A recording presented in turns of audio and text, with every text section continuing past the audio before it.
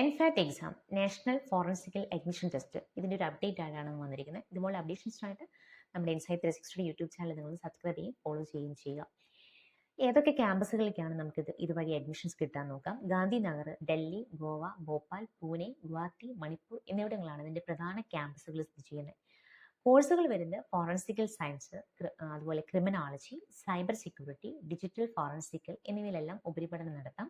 അതുപോലെ BSc forensic science, MSc forensic science, cyber forensics, digital and cyber security, criminology forensic, psychology എന്നിവയാണ് ഇതിലെ പ്രധാന കോഴ്സുകൾ വരുന്നത്.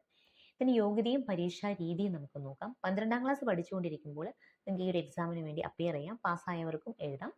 PCB അല്ലെങ്കിൽ PCM വിഷയങ്ങൾ എടുത്തിട്ട് നിങ്ങൾ പഠിച്ചിട്ടുണ്ടായിരിക്കണം എന്നാണ് ഇതിൻ്റെ ഒരു മാനദണ്ഡം. അതുപോലെ തന്നെ CBT മോഡ് എക്സാം ആണ്. ഇതിൽ മൾട്ടിപ്പിൾ ചോയ്സ് ക്വസ്റ്റ്യൻസ് ആണ് ഉണ്ടാവുക.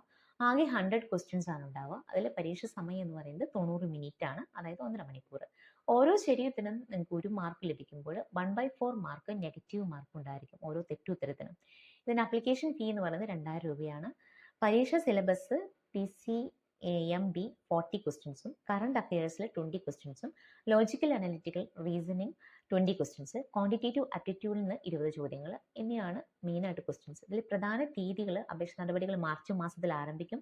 പരീക്ഷ നടക്കുന്നത് ജൂൺ മാസത്തിലായിരിക്കും.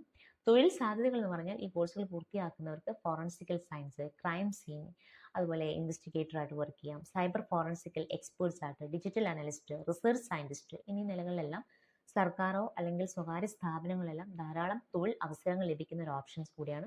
ഇതിനെക്കുറിച്ച് കൂടുതൽ അറിയണമെങ്കിൽ നിങ്ങൾക്ക് സ്ക്രീനിൽ കാണുന്ന നമ്പറിൽ ഡയറക്റ്റ്ലി നമ്മളെ കോൺടാക്ട് ചെയ്യാവുന്നതാണ്.